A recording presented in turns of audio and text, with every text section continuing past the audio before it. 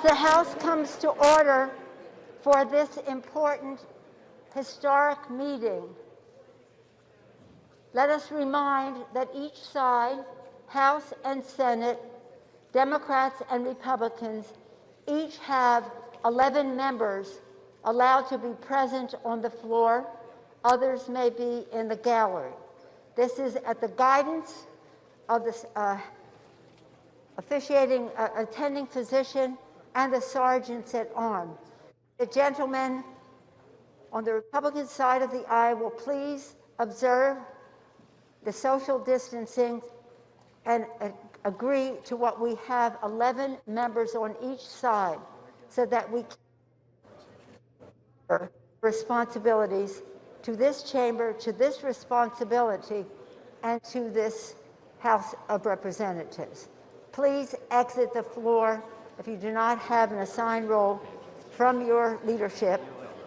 You can share with your staff if you want to have a few more, but you cannot be that close together, floor of the House, with that many people in here. And I thank the Senate and the Democrats for getting by the rules. Let's go. Let's just start. Okay.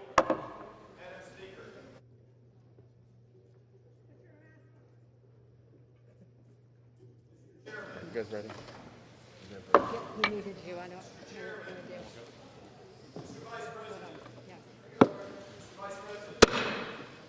Madam Speaker and members of Congress, pursuant to the Constitution and the laws of the United States, the Senate and House of Representatives are meeting in joint session to verify the certificates and count the votes of the electors of the several states for President and Vice President of the United States.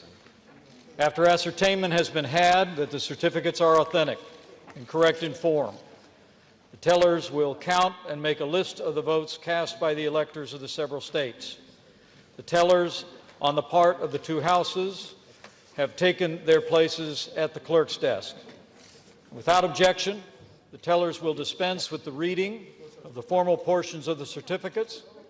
After ascertaining that the certificates are regular in form and authentic, the tellers will announce the votes cast by the electors for each state, beginning with Alabama, which the parliamentarians advise me is the only certificate of vote from that state and purports to be a return from the state, and that has annexed to it a certificate from an authority of that state purporting to appoint or ascertain electors.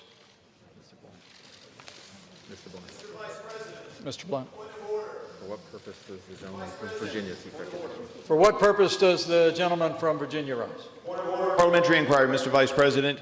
In order to follow with the Speaker's instructions that only a limited number of people be on the floor, may I ask how one would make an objection or make a parliamentary inquiry in the future if you're not on the floor but in the gallery?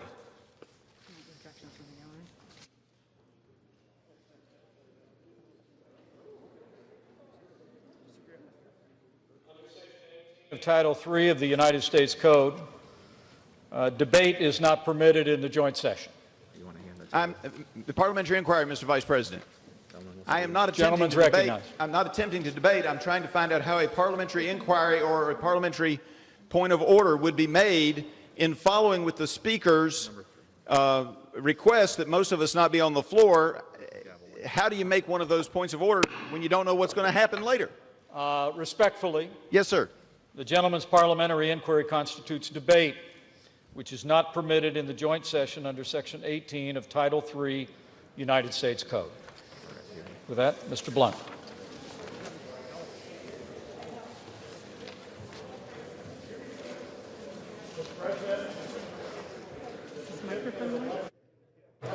Microphone needs to be on. Microphone needs to be on.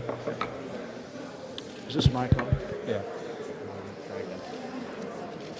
Is my statement out? Yes, sir, it is. Thank you. Try again. It's not on. Mr. President,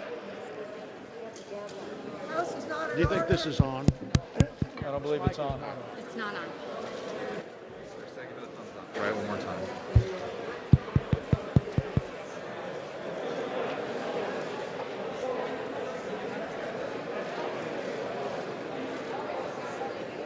Is it working? Okay.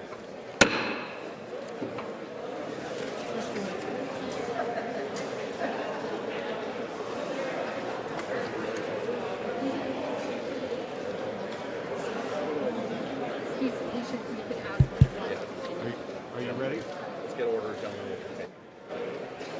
Want me to read it whether they can hear it or not? They think it's working, so we'll try again. Okay, order. Mr. President, Order in the chamber. Mr. President, Gentleman will continue.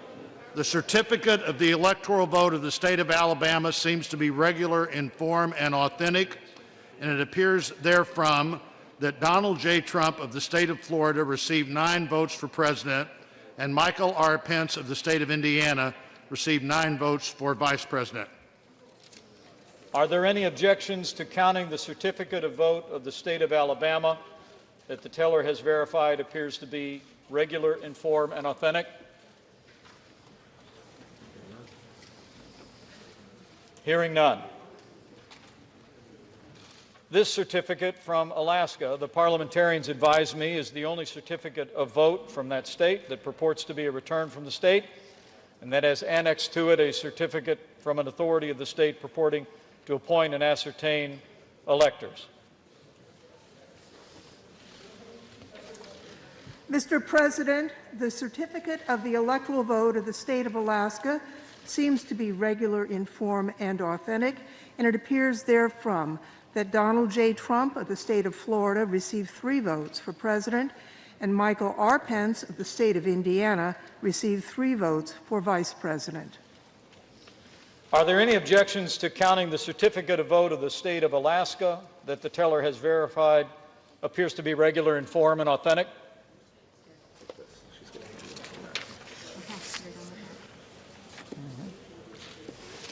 If not, there are none. The certificate. Hearing none.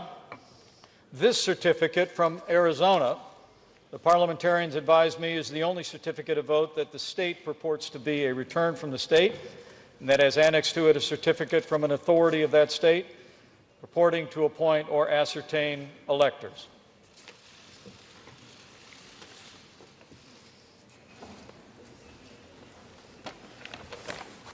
Mr. President, the certificate of the electoral vote of the state of Arizona seems to be regular in form and authentic, and it appears therefrom that Joseph R. Biden, Jr. of the state of Delaware received 11 votes for president, and Kamala D. Harris of the state of California received 11 votes for vice president.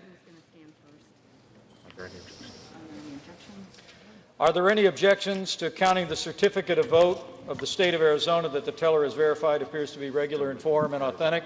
Mr. Vice President, I, Paul Gosar from Arizona. For what purpose does the gentleman from Arizona rise? I rise for myself and 60 of my colleagues to object to the counting of the electoral ballots from Arizona. Is the objection in writing and signed by a senator? Yes, it is. It is.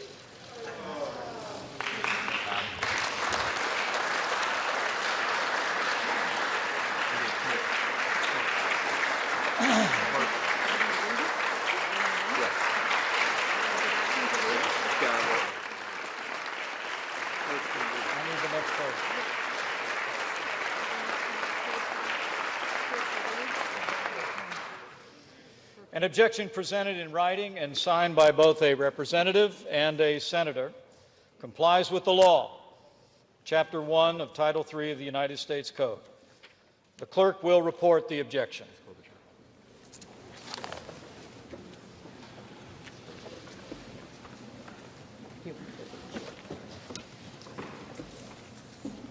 Next page, please. Objection to counting the electoral votes of the state of Arizona.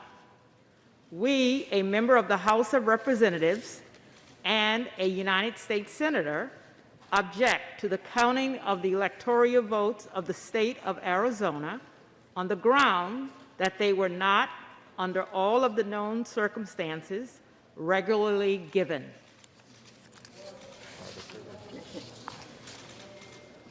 Are there further objections to the certificates from the state of Arizona?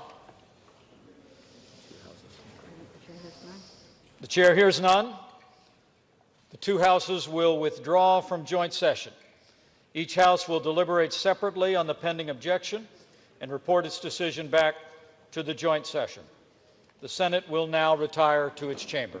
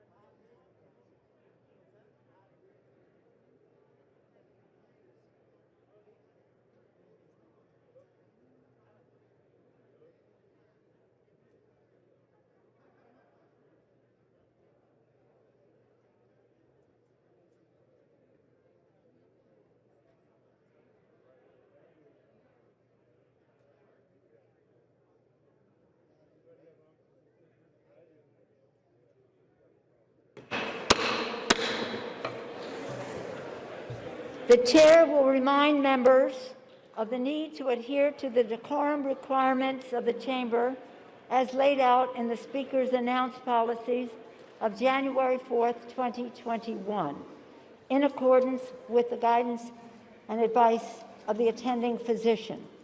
Members are advised to remain in the chamber only if they are participating in debate and must wear a mask at all times, even when under recognition for debate. Members must also practice proper social distancing when present in the chamber. Let the record show that there is a gross violation of this guidance from the attendants on the Republican side of the aisle. Please, in the interest of your own health and as an example to the American people, abide by the numbers, now up to 25 on each side of the aisle, to participate in this stage of the development. Okay?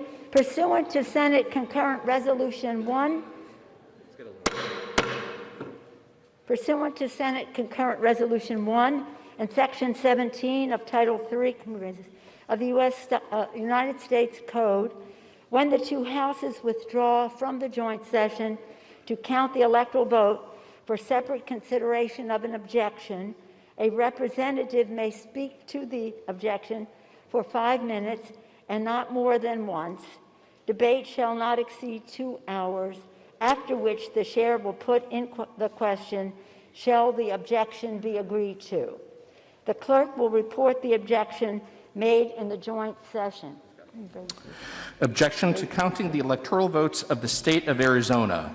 We, a member of the House of Representatives and a United States Senator, object to the counting of the electoral votes of the state of Arizona on the ground that they were not, under all of the known circumstances, regularly given. Signed, Paul Gosar, Representative, State of Arizona. Ted Cruz, Senator, State of Texas. Thank you. The chair will endeavor to alternate recognition between members seeking support of the objection and members seeking opposition to the objection. The chair recognizes the gentleman from Louisiana, Mr. Scalise, for 5 minutes. Thank you, Madam Speaker. I rise today to object to a number of states that did not follow the constitutional requirement for selecting electors. Madam Speaker, this is something that is clear that our founding fathers debated about as a fundamental decision of how we choose our president. There was a lot of back and forth, if anyone reads the founding documents of our country, about the different versions they went through to ultimately come up with a process where each state has elections, each state has a process for selecting their electors and sending them to Washington. And Madam Speaker, in a number of those states, that constitutional process was not followed, and that's why we're here to object. If you look at what the requirement says, nowhere in Article 2, Section 1 does it give the Secretary of State of a state that ability. Nowhere does it give the governor that ability. Nowhere does it give a court that ability. It exclusively gives that ability to the legislatures. And in fact, in most states, that's the process that was followed. But for those states that this wasn't followed, unfortunately, this is not new. We've seen over and over again more states where the Democrat Party has gone in and selectively gone around this process. That has to end, Madam Speaker. We have to follow the constitutional process. Now, there might be reasons why some people don't like the process laid out by a legislative body. Madam Speaker, I served on one of those legislative bodies when I was in the state legislature for 12 years. I served on the House and Governmental Affairs Committee where we wrote the laws for our state's elections. And I can tell you, when we had to make changes, those were extensively negotiated. We would have people on both sides come, Republicans and Democrats, Madam Speaker, would get together to work through those changes, any minute change, to how a precinct would function, to how a change would be made in the time of an election, signature requirements, all the many things that involve a clerk carrying out the duties in each parish in our case. You would see people come and give testimony. Madam Speaker, both sides could come. Clerks of court were there in the hearing rooms. It was an open process, by the way, not behind closed doors in a smoke-filled room where somebody might want to bully a Secretary of State to get a different version that might benefit them or their party or their candidate. That's not what our founding fathers said is the process. Maybe it's how some people wanted to carry it out, but they laid out that process. And so when we would have to make those changes, they were in public view. They were heavily debated.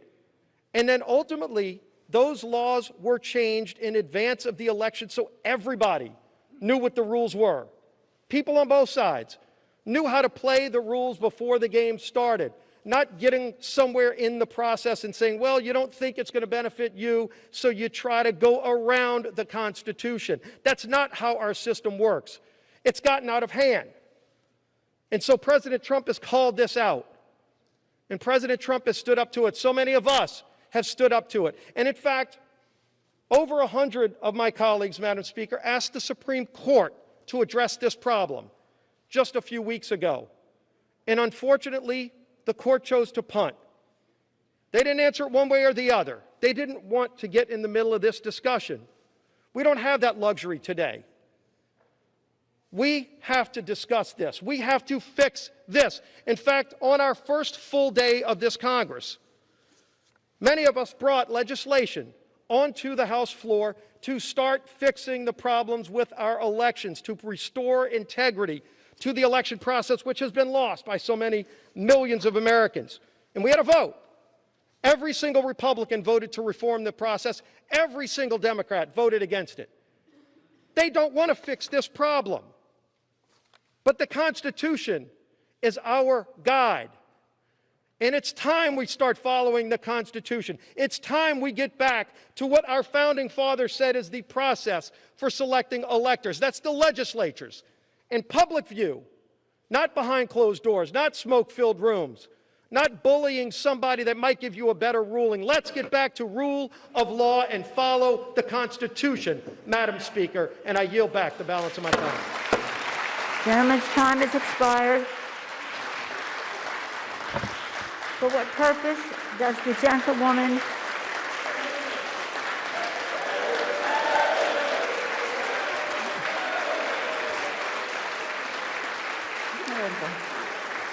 It's over now. I thought it was Jamie. For what purpose does the gentlewoman from California seek recognition? To strike the last word. Without objection, the gentlewoman is recognized for 5 minutes. Madam Speaker, this day marks a crossroads for American democracy. Those who object to the counting of the Electoral College votes, which reflect the votes of the American people, want to substitute their preferences for the voter's choice. That's not what our Constitution requires, and it's at odds with the American Democratic Republic. If Congress selects the next president instead of American voters, we'll have no need for an electoral college. In fact, we'd have no need for presidential elections at all. We'd be moving from a government elected by the people to a government selected by those already governing. That's not America. In the United States, we abide by the choices of the people, not an elite few. The framers of our Constitution considered whether to have Congress select the president and specifically rejected it. Instead, they wrote Article 2 and the 12th Amendment. Article 2 creates the Electoral College, where each state appoints electors. Laws of all 50 states and D.C. require electors to vote for the winner of the state's popular election. Each state provides for the orderly conduct of elections, including lawful challenges, recounts, and the like. The 12th Amendment is what brings us to today. It says the electors meet in their states. That happened December 14th. The amendment says the electors shall cast their votes, sign and certify them, transmit them to a seal. That's been done. The sealed envelopes containing the signed, certified ballots from each state's electors, reflecting the votes of the people, were in those mahogany boxes. The 12th Amendment directs the President, as the Vice President, as the President of the Senate, to do only this: open the sealed envelopes, and then the vote shall be counted. Simple. It doesn't say counted in a manner that some members of Congress or the Vice President might prefer. No. The votes are simply to be counted as certified and transmitted by the states. During Reconstruction after the Civil War, more than one slate of electors were appointed by states. Dueling lists were sent and protracted processes were undertaken in presidential elections. And as a result, to make an orderly process, Congress enacted the Electoral Count Act of 1887. This law governs our proceedings today. The act provides dispute resolution mechanisms. Under the ECA, if a governor certifies a slate of electors and there are no competing slates from that state, the governor's certified slate must be counted. Today, every single slate of electors, won by Joe Biden or won by Donald Trump, got their governor's certification. Not a single state submitted a competing slate. There's no dispute to resolve. The 2020 election was the most secure election conducted in modern history. Challenges were resolved by lawful recounts and audits. The result, Vice President Biden won. Is there objection? Without objection, so ordered. Mr. President. Majority Leader. We're debating a step that has never been taken in American history. Whether Congress should overrule the voters and overturn a presidential election. I've served 36 years in the Senate. This will be the most important vote I've ever cast. President Trump claims the election was stolen. The assertions range from specific local allegations to constitutional arguments to sweeping conspiracy theories. I supported the president's right to use the legal system. Dozens of lawsuits received hearings in courtrooms all across our country. But over and over, the courts rejected these claims, including all-star judges whom the president himself has nominated. Every election, we know, features some illegality and irregularity, and of course, that's unacceptable. I support strong state-led voting reforms. Last year's bizarre pandemic procedures must not become the new norm. But my colleagues, nothing before us proves illegality anywhere near the massive scale that would have tipped the entire election. Nor can public doubt alone justify a radical break when the doubt itself was incited without any evidence. The Constitution gives us here in Congress a limited role. We cannot simply declare ourselves a national board of elections on steroids.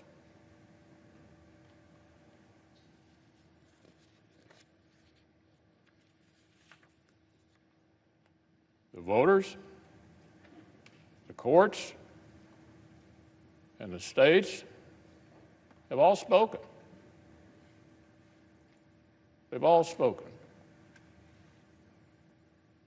If we overrule them, it would damage our republic forever. This election actually was not unusually close. Just in recent history, 1976, 2000, and 2004 were all closer than this one. The Electoral College margin is almost identical to what it was in 2016. If this election were overturned by mere allegations from the losing side, our democracy would enter a death spiral. we'd never see the whole nation accept an election again. Every 4 years would be a scramble for power at any cost. The Electoral College, which most of us on this side have been defending for years, would cease to exist, leaving many of our states with no real say at all in choosing a president. The effects would go even beyond the elections themselves. Self-government, my colleagues, requires a shared commitment to the truth and a shared respect for the ground rules of our system. We cannot keep drifting apart into two separate tribes with a separate set of facts and separate realities, with nothing in common except our hostility towards each other and mistrust for the few national institutions that we all still share. Every time in the last 30 years that Democrats have lost a presidential race, they've tried a challenge just like this. After 2000, after 2004, after 2016. After 2004, a senator joined and forced the same debate. And believe it or not, Democrats like Harry Reid, Dick Durbin, and Hillary Clinton praised them and applauded the stunt. Republicans condemned those baseless efforts back then, and we just spent 4 years condemning Democrats' shameful attacks on the validity of President Trump's own election. So look, there can be no double standard. The media that is outraged today spent 4 years aiding and abetting Democrats' attacks on our institutions after they lost. But we must not imitate and escalate what we repudiate. Our duty is to govern for the public good. The United States Senate has a higher calling than an endless spiral of partisan vengeance. Congress will either override the voters, overrule them, the voters, the states, and the courts for the first time ever, or honor the people's decision. Will either guarantee Democrats' delegitimizing efforts after 2016 become a permanent new routine for both sides, or declare that our nation deserves a lot better than this. We'll either hasten down a poisonous path where only the winners of election actually accept the results,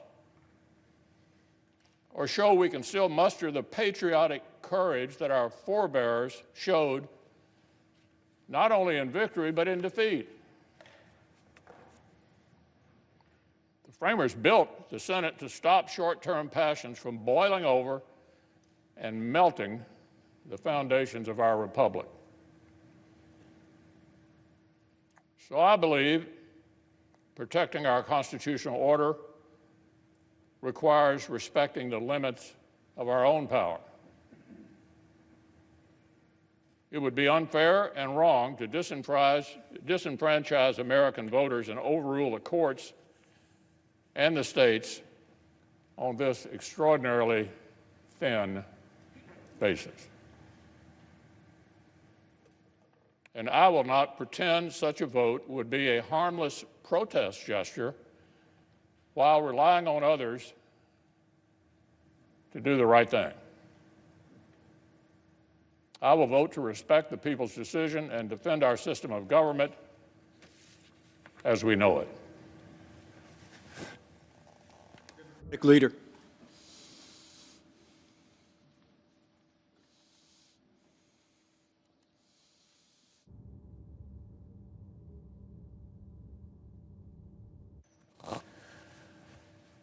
Mr. President, Vice President, as prescribed by the Constitution and the laws of the nation, the purpose of this joint session is for tellers, appointed on a bipartisan basis by the two houses, to read to the Congress the results of an election that has already happened.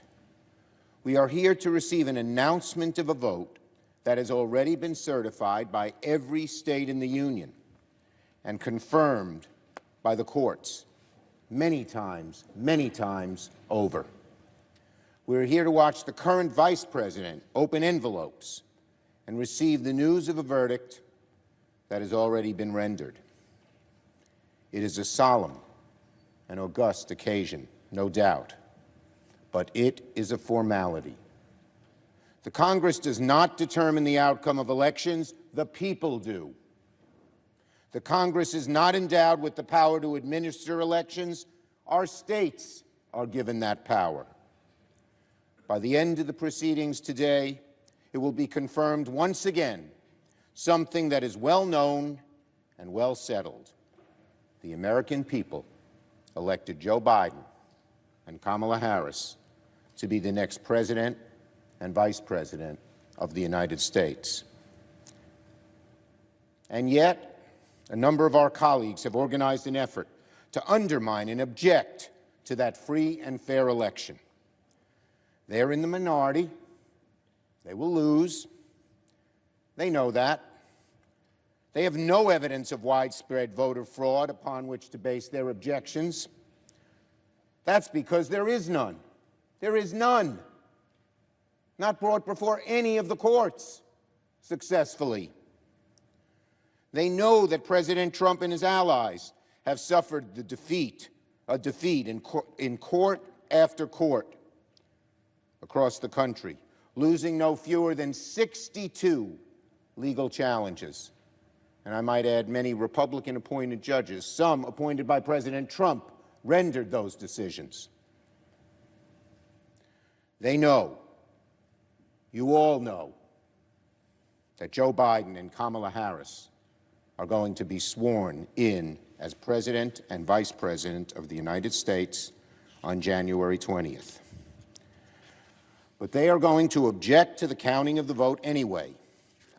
And in the process, they will embarrass themselves, they will embarrass their party, and worst of all, they will embarrass their country. This insurrection was fortunately discouraged by the leadership of the majority party, but it was not quelled. It is a very sad comment on our times that merely the accepting the results of an election is considered an act of political courage. Sadder and more dangerous still is the fact that an element of the Republican Party believes their political viability hinges on the endorsement of an attempted coup. That anyone, much less an elected official, would be willing to tarnish our democracy in order to burnish their personal political fortunes. Over the course of the afternoon, and however far into the evening this band of Republican objectors wants to take us, senators of goodwill from both sides of the aisle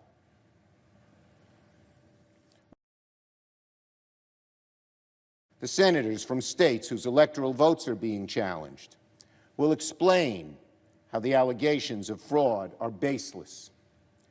And a substantial bipartisan majority must vote to put down these objections and defend the sanctity of our elections and indeed, our great and grand democracy. Because that's what we're talking about today. The health of our democracy.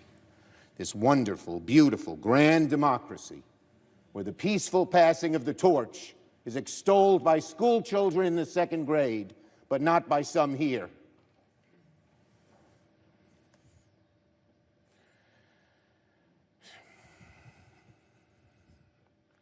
As we speak, half of our voters are being conditioned by the outgoing president to believe that when his party loses an election, the results must not be legitimate. As we speak, the eyes of the world are on this chamber, questioning whether America is still the shining example of democracy, the shining city on the hill.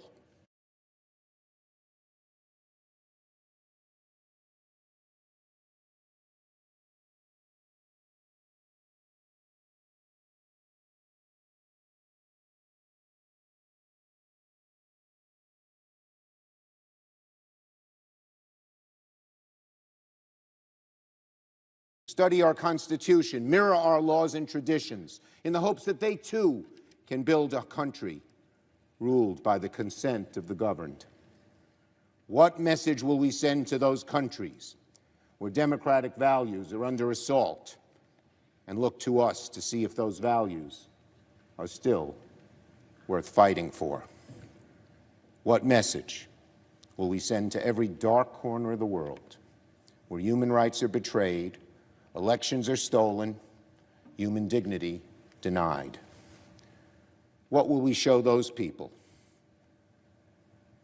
Will we show those people that there is a better way to ensure liberty and opportunity of humankind? Sadly, a small band of Republican objectors may darken the view of our democracy today, but a larger group of senators and House members from both sides of the aisle can send a message too. That democracy beats deep in the hearts of our citizens and our elected representatives, that we are a country of laws and of not men, that our traditions are not so easily discarded, even by our president, that facts matter, that truth matters, that while democracy allows free speech and free expression, even if that expression is anti-democratic, there will always, always be, praise God, a far broader and stronger coalition ready to push back and defend everything we hold dear. We can send that message today by voting in large and overwhelming numbers to defeat these objections. My colleagues, we each swore an oath just 3 days ago that we would defend and support the Constitution of the United States against all enemies, foreign and domestic, that we would bear true faith and allegiance to the same. We swore that we took this obligation freely, without any mental reservation or purpose of evasion, and that we could well and faithfully discharge the duties of the office we were about to enter, so help us God. The precise words of that oath were shortly written after the Civil War, when the idea of true faith and allegiance to this country and its Constitution took on enormous meaning. Let those words ring in the ears of every senator today. Let us do our duty to support and defend the Constitution of the United States, so help us God.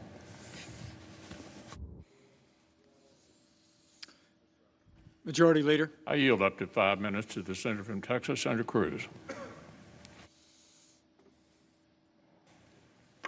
Mr. President. Senator.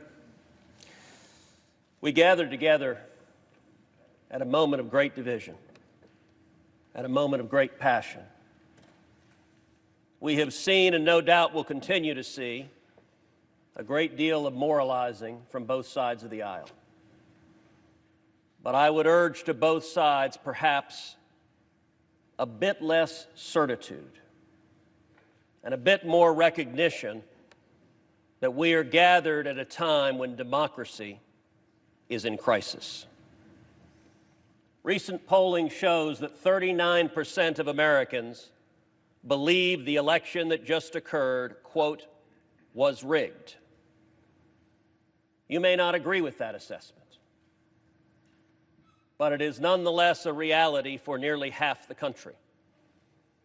I would note it is not just Republicans who believe that.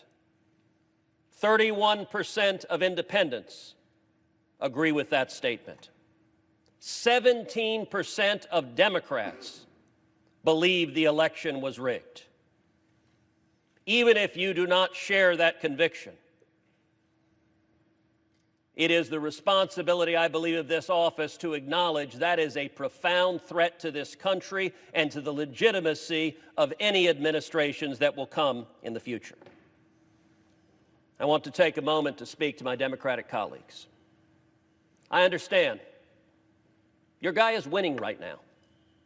If Democrats vote as a bloc, Joe Biden will almost certainly be certified as the next president of the United States. I want to speak to the Republicans who are considering voting against these objections. I understand your concerns, but I urge you to pause and think. What does it say to the nearly half the country that believes this election was rigged if we vote not even to consider the claims of illegality and fraud in this election? And I believe there's a better way. The leaders just spoke about setting aside the election. Let me be clear, I am not arguing for setting aside the result of this election. All of us are faced with two choices, both of which are lousy. One choice is vote against the objection. And tens of millions of Americans will see a vote against the objection as a statement that voter fraud doesn't matter, isn't real, and shouldn't be taken seriously. And a great many of us don't believe that. On the other hand, most, if not all of us, believe we should not set aside the results of an election just because our candidate may not have prevailed. And so I endeavored to look for door number 3, a third option, and for that I looked to history, to the precedent of the 1876 election, the Hayes-Tilden election, where this Congress appointed an electoral commission to examine claims of voter fraud. 5 House members, 5 senators, 5 Supreme Court justices examined the evidence and rendered a judgment. And what I would urge of this body is that we do the same. That we appoint an electoral commission to conduct a 10-day emergency audit, consider the evidence, and resolve the claims. For those on the Democratic aisle who say there is no evidence, they've been rejected, then you should rest in comfort. If that's the case, an electoral commission would reject those claims. But for those who respect the voters, simply telling the voters, go jump in a lake, the fact that you have deep concerns is of no moment to us. That jeopardizes, I believe, the legitimacy of this and subsequent elections. The Constitution gives to Congress the responsibility this day to count the votes. The framers knew what they were doing when they gave responsibilities to Congress. We have a responsibility, and I would urge that we follow the precedent of 1877. The Electoral Count Act explicitly allows objections such as this one for votes that were not regularly given. And let me be clear, this objection is for the state of Arizona, but it is broader than that. It is an objection for all 6 of the contested states to have a credible, objective, impartial body hear the evidence and make a conclusive determination. That would benefit both sides. That would improve legitimacy of this election. And so let me urge my colleagues, all of us take our responsibility seriously. I would urge my colleagues, don't take perhaps the easy path, but instead act together, astonish the viewers, and act in a bipartisan sense to say we will have a credible and fair tribunal, consider the claims, consider the facts, consider the evidence, and make a conclusive determination whether and to what extent this election complied with the Constitution and with federal law.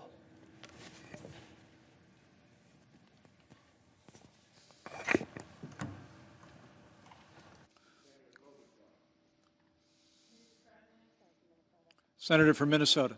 Mr. President, I first would like to say I appreciate the words of our leader, Senator Schumer, as well as Senator McConnell's call for a higher calling. January 6th is not typically a day of historical significance for our country. For centuries, this day is simply the day that we receive each state's certified electoral votes, and it has come and gone without much fanfare. In fact, this is only the third time in 120 years that the Senate has gathered to debate an objection, and as Senator Cruz well knows, both times these objections were resoundingly defeated. The last time the vote was 74-1. Why? Because senators have long believed that they should not mess around with the will of the people. They have understood the words of our great former colleague John McCain from the state of Arizona, who once said that nothing in life is more liberating than to fight for a cause larger than yourself. In this case, my colleagues, our cause, despite our political differences, is to preserve our American democracy, to preserve our republic, because as someone once said long ago, it's a republic if you can keep it. Now, I appreciate all my Democratic and Republican colleagues who have joined our ranks of coup fighters, who have stood up for our democracy, who stand tall for our republic, and who believe in an ideal greater than ourselves, larger than our political parties. That ideal is America. And Senator Cruz, he knows this. On January 20th, Joe Biden and Kamala Harris will be sworn in as President and Vice President of the United States. He knows that President-elect Biden won more votes than any president in history and more than 7 million more votes than President Trump. Despite the unfounded conspiracy theories Senator Cruz touts, he knows that high-ranking officials in President Trump's own Homeland Security Department have concluded that the 2020 election was, quote, the most secure in American history.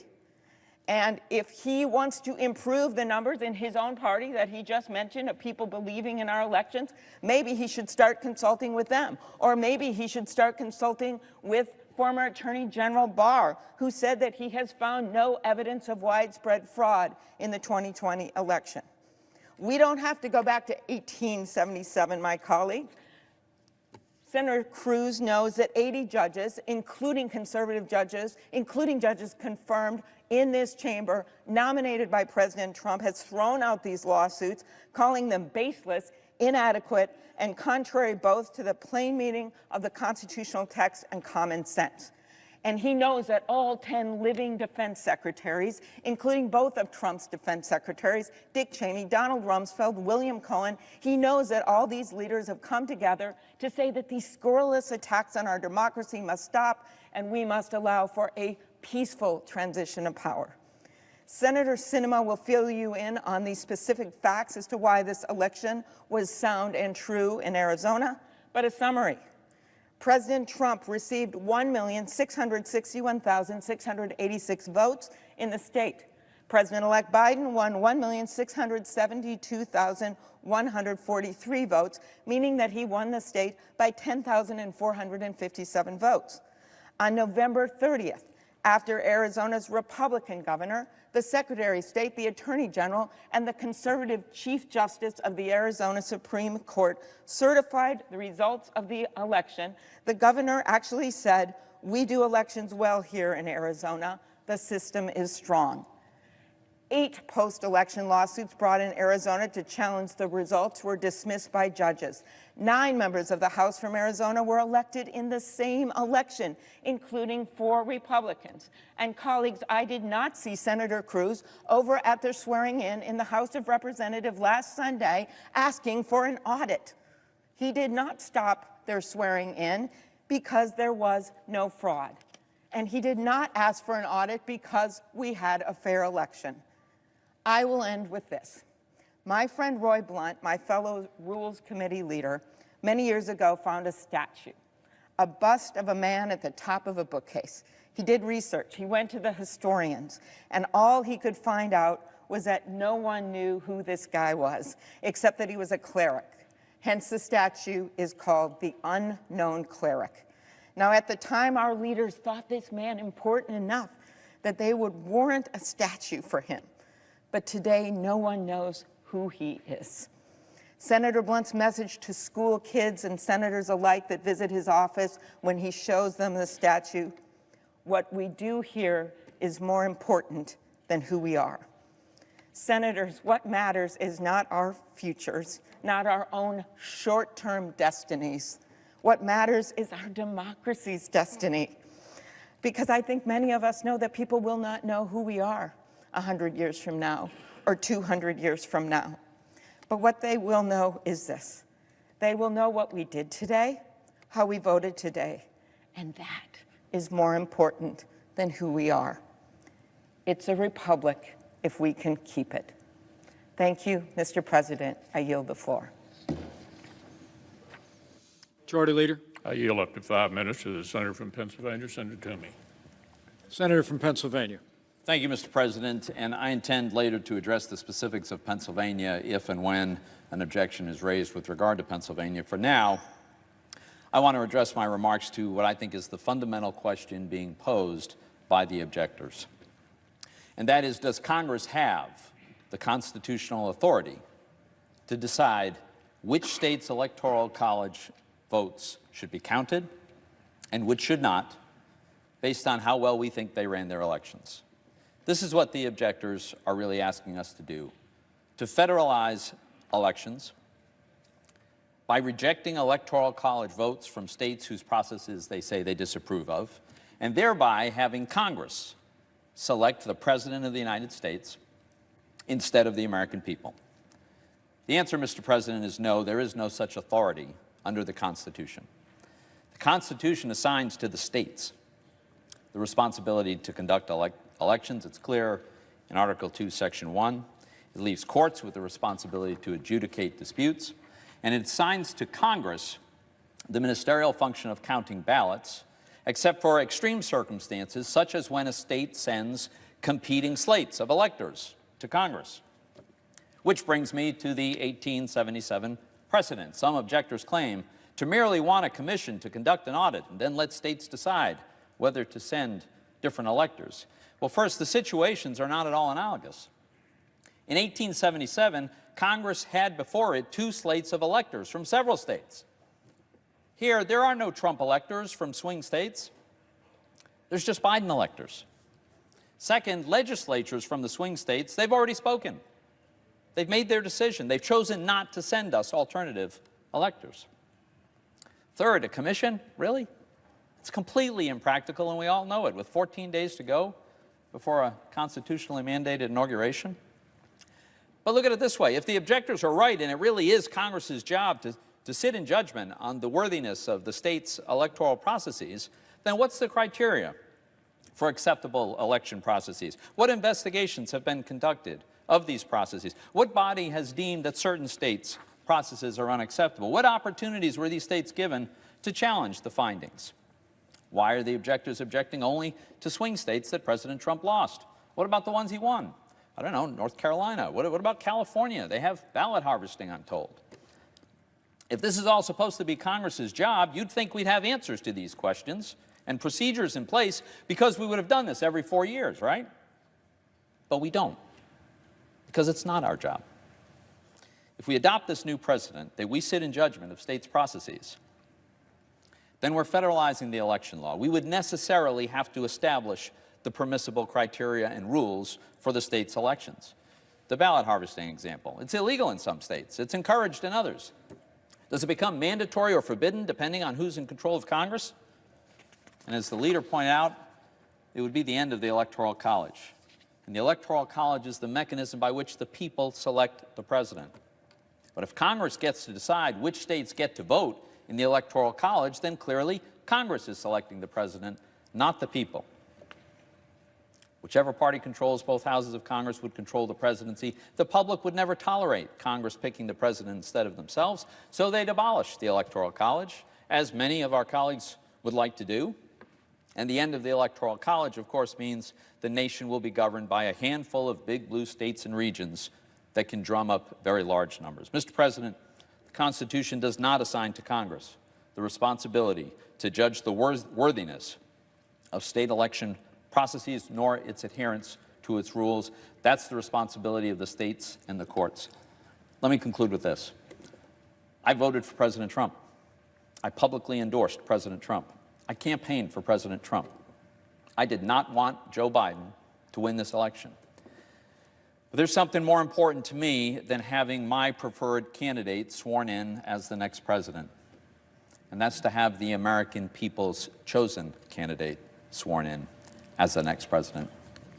A fundamental defining feature of a democratic republic is the right of the people to elect their own leaders.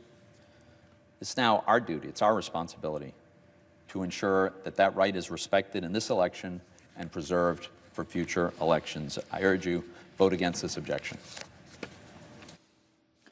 Democratic leader. Mr. Vice President. The Senator from the great state of Arizona, Senator Sinema.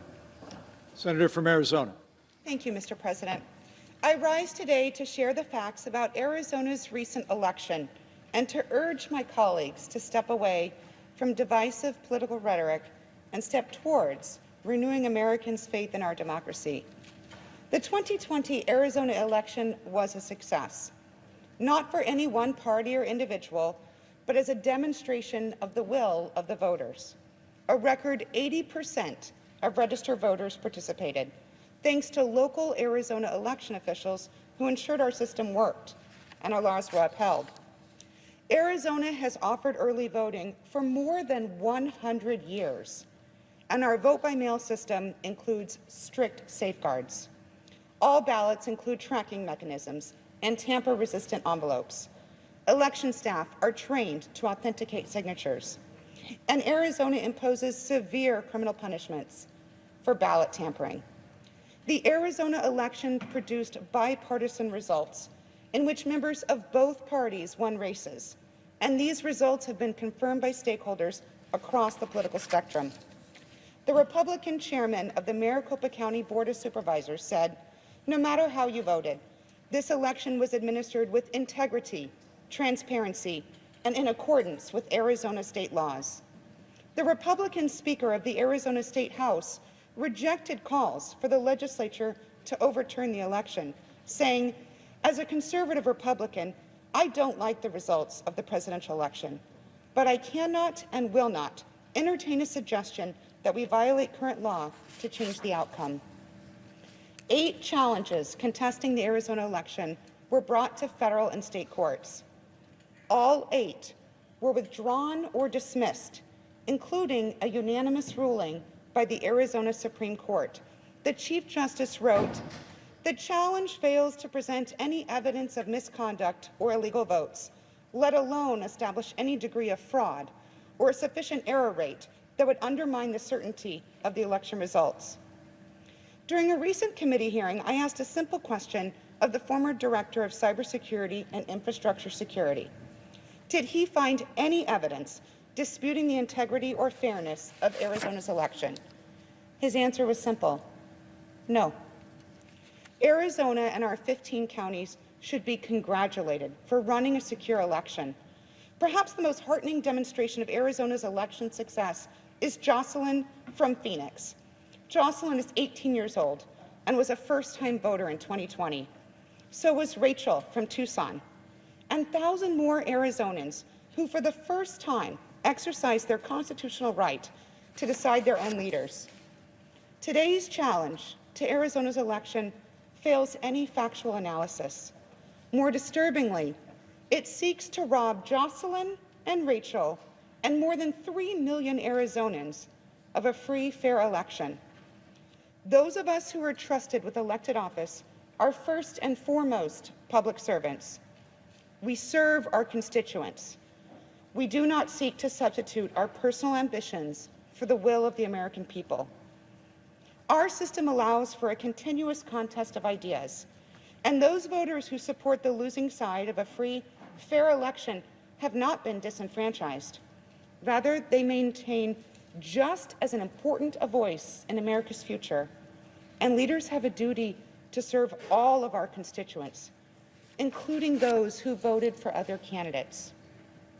Great leaders in our history face the choice of whether to take an action strengthening our democracy, even if a different action would better serve their political ambitions. Many are revered today because they chose our republic over their self-interests, including my personal hero, Senator John McCain. Following his presidential loss, Senator McCain said, "The American people have spoken. Senator Obama and I have argued our differences, and he has prevailed. Whatever our differences, we are fellow Americans. He spoke to the nearly 60 million Americans who voted for him, saying, "It is natural tonight to feel some disappointment, but tomorrow we must move beyond it and work together to get our country moving again." Senator McCain was right. Today we have serious, significant work to do, beating this pandemic and reviving our economy. I urge my colleagues to follow the example of Senator John McCain and so many others. Reject this meritless challenge and uphold the will of Arizona voters. Thank you. Majority Leader. Mr. President, I yield up to 5 minutes to the senator from Oklahoma, Senator Lankford. Senator from Oklahoma.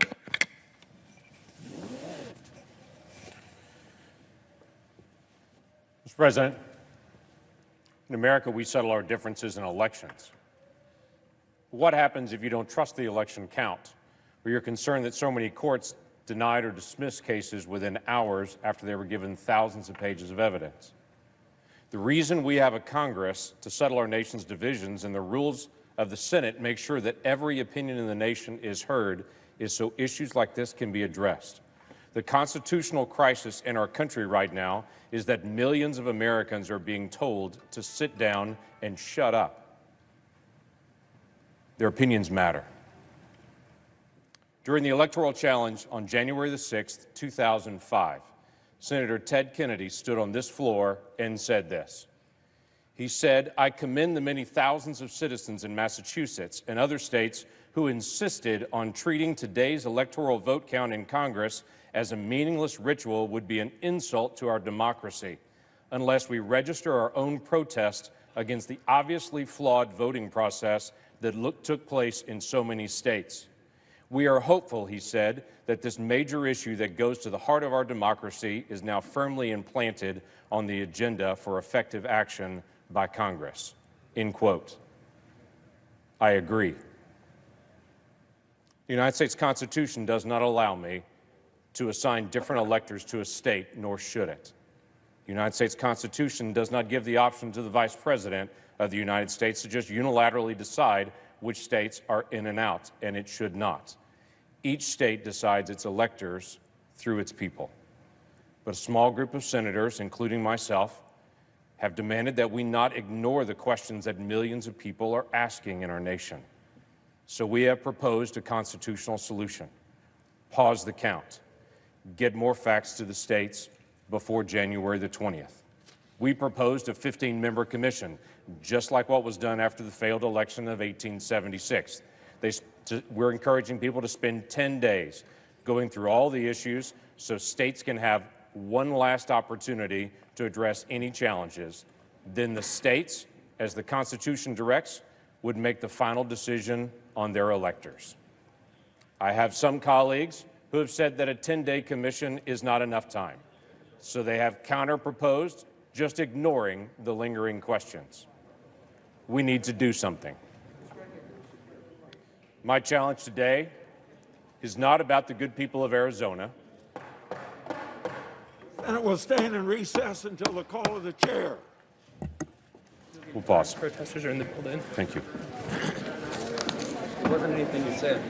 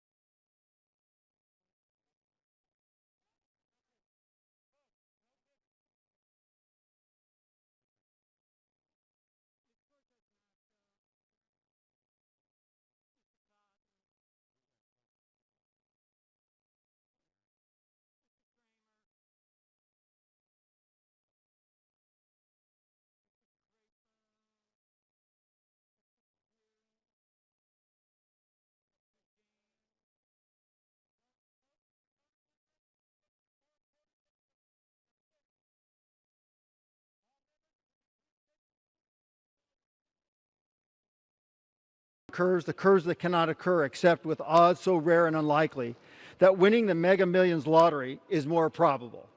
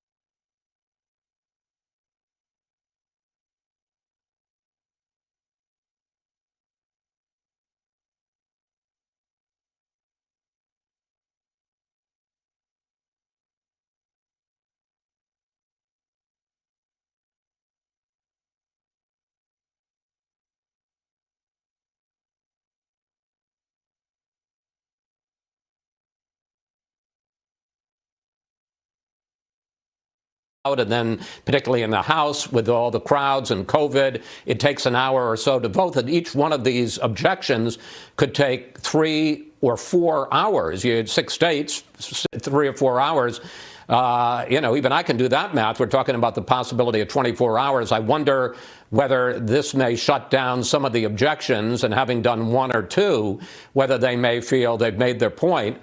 And go on. But, obviously they can't begin again until they regain control of the Capitol building. And once they do, I assume they will go forward with Article 2 of the Constitution, which calls for the counting of the electoral vote and the certification of Joseph R. Biden Jr. as the 46th President of the United States. Okay, Chris, I do want to bring back Griff Jenkins. Griff, you made the point after you interviewed the gentleman from Tampa that they were promised something, and they had just found out that Mike Pence decided not to do what the president had asked him to do. Right before President Trump tweeted about supporting the Capitol Police, he said this on Twitter: Mike Pence didn't have the courage to do what should have been done to protect our country and our Constitution, giving states a chance to certify a corrected set of facts, not the fraudulent or inaccurate ones which they were asked to previously certify. USA demands the truth. Griff Jenkins with an update. Yeah, that's right. Dana, I want to tell you, the sentiment in the streets is really getting to a different level. What's happening here at 3rd and Constitution, as you can see all the way up the hill, the police obviously dealing with the situation in the Capitol, but here, this is a Trump supporter RV that has just blocked Constitution and 3rd.